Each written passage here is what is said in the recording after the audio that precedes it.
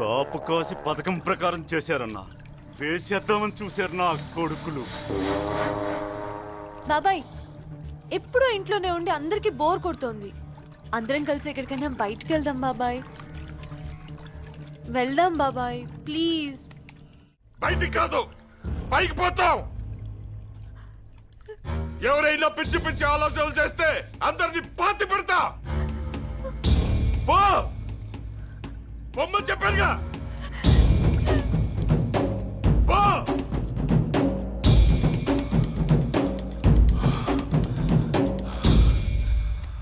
ఇదే ఊపులో మొత్తాన్ని వేసేయాలరా.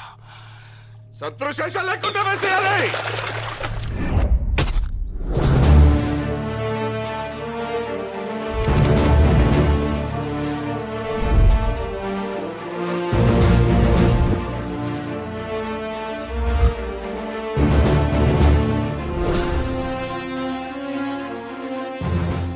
దేవుడి దర్శనం కోసం శ్రీశైలం వెళ్తున్నాం.